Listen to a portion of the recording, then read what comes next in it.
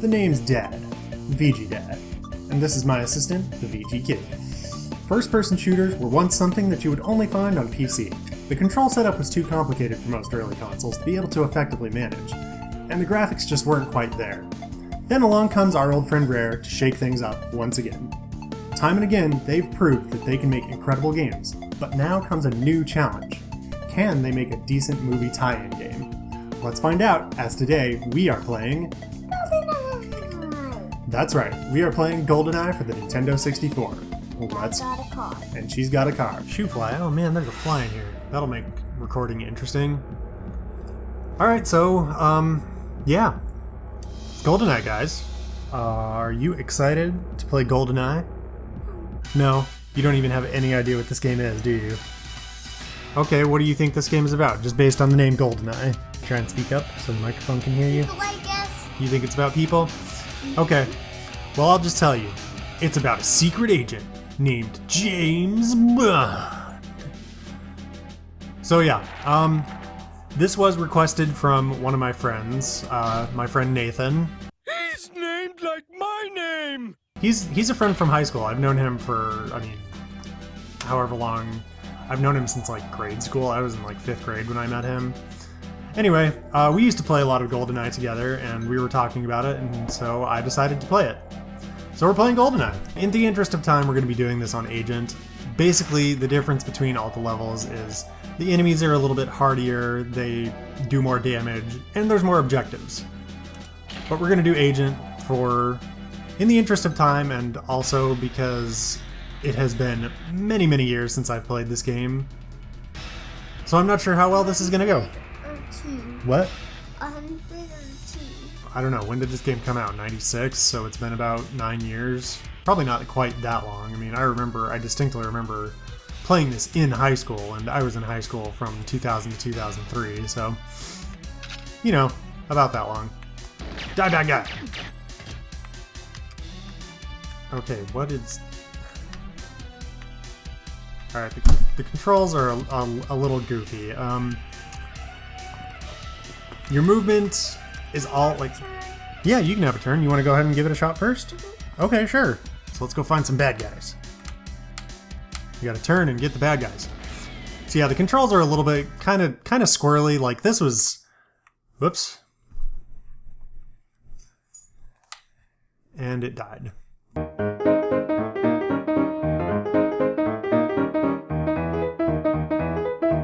Okay, well that was fun. The program crashed, so we're starting over from the beginning. Let's go shoot some bad guys. Or just stand there. We're just gonna stand there, not do secret agent stuff. You calling in sick? I've got a bad cough. I can't be a secret agent today. So anyway, this was like, this was one of those games. Like, if you had a Nintendo 64, you pretty much had GoldenEye, or you were not cool. So yeah, I'm 5 now. I turned 5 in April, guys. She sure did. And I'm gonna turn on the 6 in the same month. Yep, that's how birthdays work. So anyway, I played a lot of this game. Like, I played it with... Call me when I was 2. I called you Allison. We have a bunch of different random nicknames for you, but mostly we just called you Allison. Why? Because that's your name. We spent a lot of time playing this game. I mean, this was a really good party game for an early Nintendo 64 game. Like, this was before Mario Party, I think, and it was right around the same time as Mario Kart, so those two were pretty much the ones that were in the heaviest rotation, were Mario Kart and GoldenEye. And I remember that like, there's different cheats and extra stuff that you can unlock by doing, if you complete the levels in a certain time and on a certain difficulty level, like each level has a different extra or secret that you can unlock, and so there was a lot of replay value kind of built in with that. But then also the multiplayer, like, really that was the main draw, because, you know, the campaign, I mean, it's a, you know, it's a Nintendo 64 game. The campaign's not just overly long. You know, you saw the little film strips at the level select thing there. There's only like 20, 25 levels. I'm not 100% sure off the top of my head.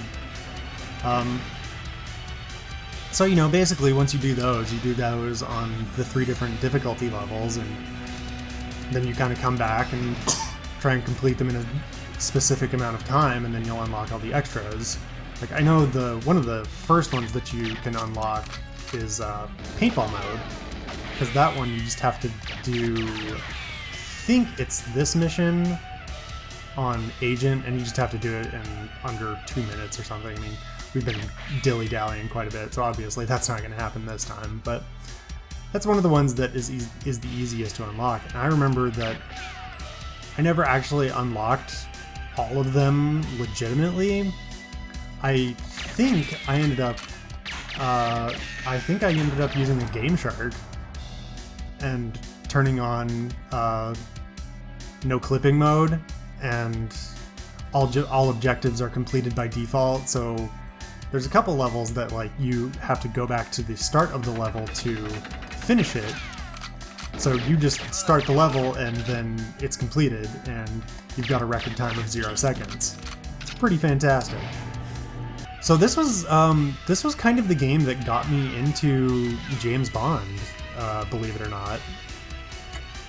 I think that's probably true for a lot of people my age, that this was the first kind of exposure. Like, I was kind of tangentially aware of it just because my granddad and my mom and my dad were all three were really into James Bond, like the novels and the movies. But then this was my first experience with it, playing this game, and you know, after I played it, I had to see the movie, and it's, you know, it's not the best in the series. Oh, let's be honest. I mean, it's pretty good, but you know, not nearly as good as the early ones with Connery. But you know, it served as a nice gateway for me because it got me into it, and I watched the movie. Oh no, I'm getting shot.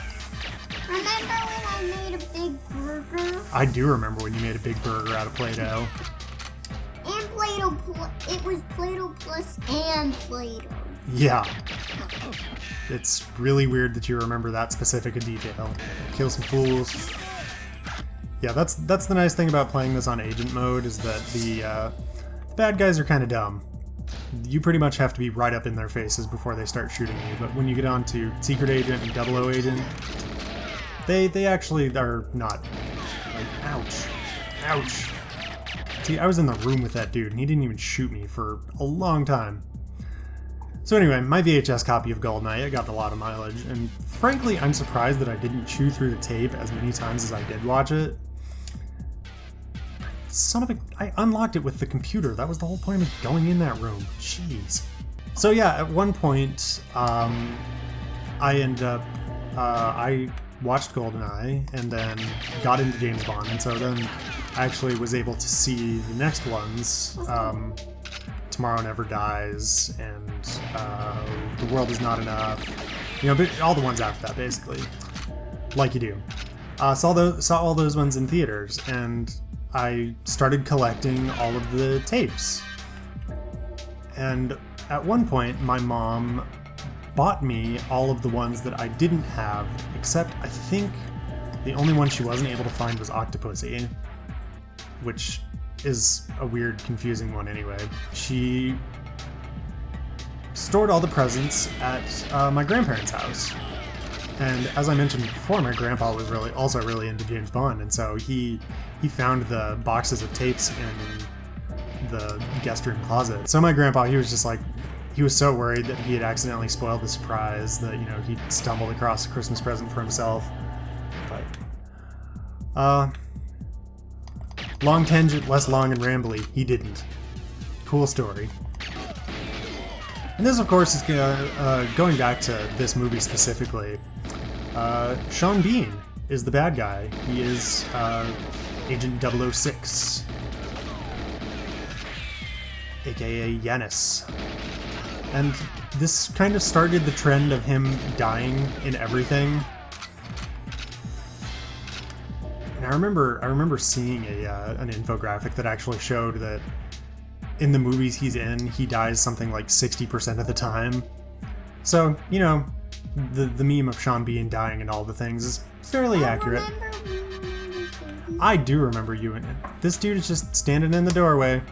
What's up, dude? I'm gonna shoot his hat off. Pew! And I got a clearance card. Not that I need it. Do you think you would ever want to be a secret agent? No. No? Why don't you want to be a secret agent? You don't know? You could solve crimes and shoot bad guys. And infiltrate communist strongholds. Might die. What? Yeah. You might die? Mhm. Yeah, that's probably true. Oh, and here's my favorite part about this game is the unarmed animation is just karate chopping a dude. It's pretty hilarious. That's a fun mode to play on the multiplayer is unarmed only and just run around karate chopping dudes in the face. It's pretty awesome. Of course, my favorite thing to do with multiplayer was proximity mines. And they're kind of good times because you can, like, I mean, it's what it says on the tin. You throw the mine and then somebody walks past it and it blows up. And so my favorite thing to do was always to arm the doors with proximity mines or put them on the ammo boxes. And so people unsuspectingly would try to be getting ammo and blow themselves up. Or son of a gun. Objective failed. Which one was objective B? Oh, I think I had to wait for him to finish monologuing. Boo! Now I have to start over. That's poop. Alright, so we're gonna start this mission over, and hopefully I can do a little bit better this time. I guess I need to let the villain do his monologue before I blow him up. So yeah, this is historically a pretty interesting game, just because it is one of the first console first-person shooters, and so, dadgummit. The controls are terrible, for one thing, and so I keep doing the wrong thing. And it's kind of weird, because, like, since it was on the 64, there's not, like, it doesn't have the traditional twin-stick setup, and so I find myself wanting to turn left and right. Like, I'm using it's functionally it's an Xbox controller, so I find myself wanting to turn with the second stick, but it doesn't work. It makes me strafe. I started this a little bit before we started recording. Like, I just played the first level just so I could kind of familiarize myself with it and make sure it wasn't going to be completely silly and bad and unenjoyable to watch. Oh, for goodness sake. And it took me a couple minutes to acclimate myself to the controls because they're really goofy. Like, you move left and right and forward with the one stick, and then I unlocked the flipping door. God! Let's go waste some commie punks. Die, commie punks. That's what you get for being communists. You get wasted by England's finest. Oops! Shot a scientist in the arm. Sorry, scientist. I thought you were a bad guy. You moved. You walked into my kill zone. This was always my favorite map to do on multiplayer. Like, as I mentioned before, this was a good one for the proximity mines, because the proximity mines... Yep, there's our logo. Yeah. She's just over here going through the pictures on my phone. She's obviously super into the game we're playing. Yep, that's a picture of your sister. That's why I keep mentioning all the...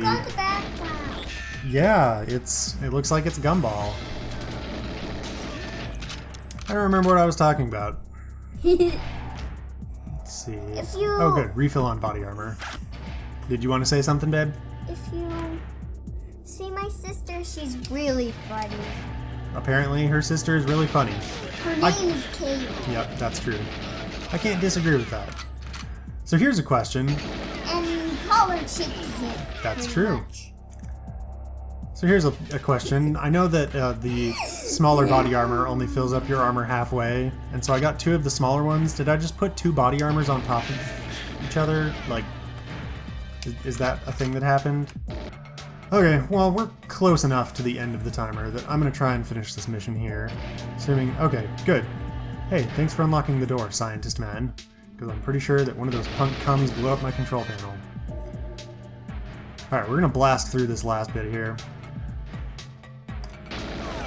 And shoot the guy's hat off. Take that, you and your stupid funny Russian hat. Shooting commies. Because that's what you do when you're James Bond. Okay. We're into the tanks. Now I need to remember to not blow up Trevelyan until it says objective completed.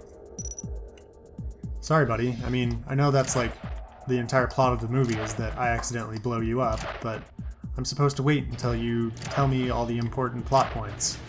Then I can blow you up. Yup, for England. There we go. Objective B completed.